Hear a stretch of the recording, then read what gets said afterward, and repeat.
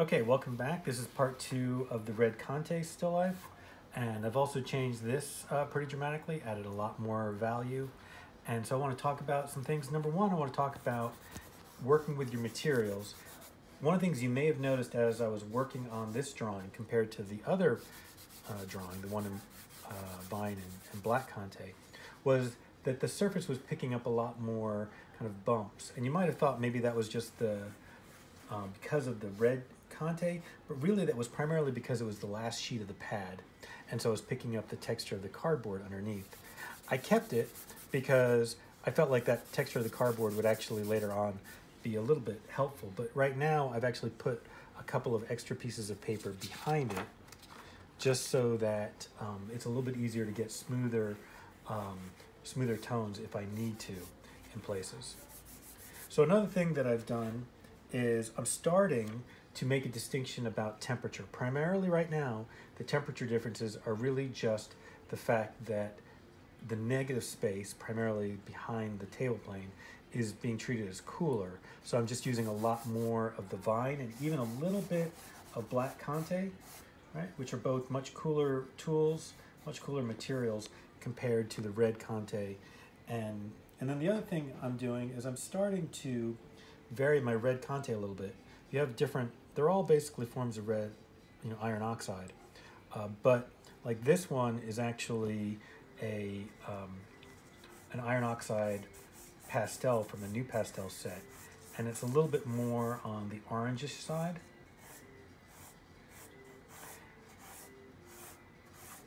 Whereas this one is a little bit darker and a little bit browner and a little bit more on the reddish side. And so this one is, I've been using a little bit more extensively in these shadow areas. And so that's also helping to create a sense of like that this plane's a little bit warmer lit than the shadow sides.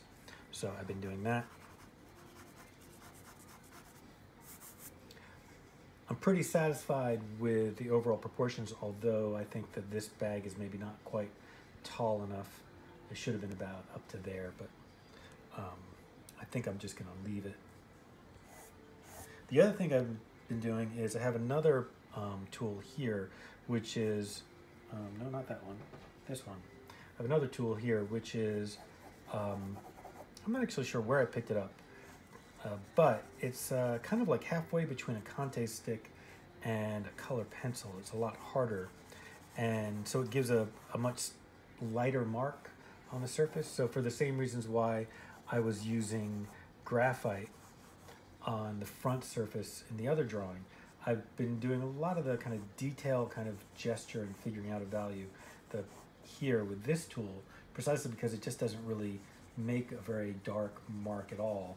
So it gives me a little bit of a chance to kind of figure things out. Also, I'm doing a lot of my drawing at this stage with my kneaded eraser. So let's say if we take this passage right here,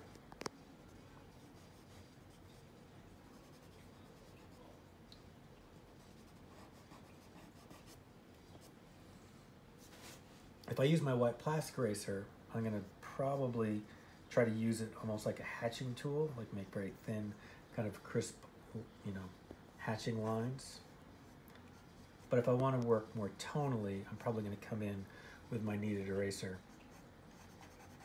My drawing teacher back when I was an undergraduate, she really emphasized the fact that like most erasers, like a white plastic eraser, really come in only two speeds.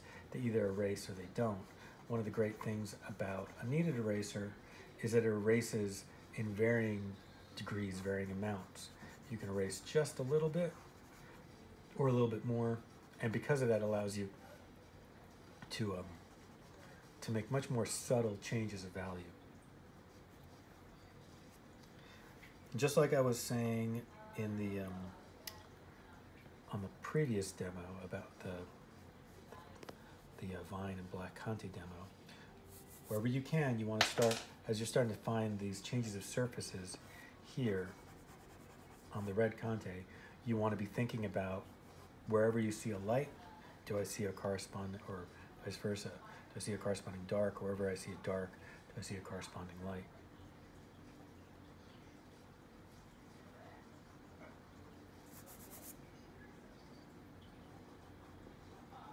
I find like at this kind of stage, a lot of the marks of these small kind of wrinkles and stuff are not so much drawing them in exactly. It's more mostly a marking of location, being just kind of figuring out and checking and testing to see if they're about where I think they are and are they about as big as I think they are. And then another major thing, part of the process, is deciding which ones are actually worth drawing. Um, if we drew every little tiny wrinkle on this whole surface, one of the problems would be that it would overwhelm our more fundamental sense of the light moving through the drawing. We need to make sure that we don't lose sight of the big general issues, which are the fact that these are box-like structures, they have a front plane and a side plane. Those aspects are more important than any amount of detail on the surface. That doesn't mean you ignore that detail, but you need to make sure you think about it hierarchically as to why you're doing it and how you're doing it, and making sure that it doesn't de-emphasize the other parts of your statement.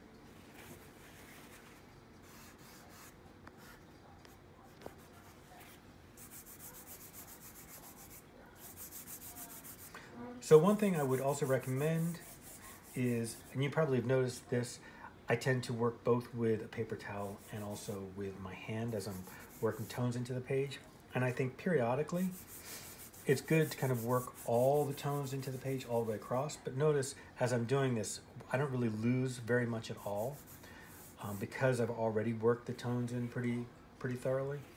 But this is important because kind of like overall just unifying everything and decreasing the contrast a little bit is a great way to then force yourself to see it anew and tackle it again and try to see if you can solve any of those problems a second or third time. So I think on this drawing, I'm probably going to do another demo next week as I finish it, as well as then show you the final version of the finished version. But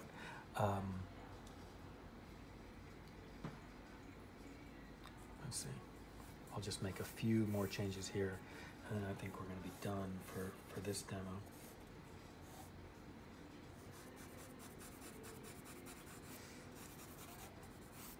One thing that I will probably do a little bit is to bring in a gray, just very, very slightly, but to help push this background space even cooler, which will then also emphasize how much warmer the bags are.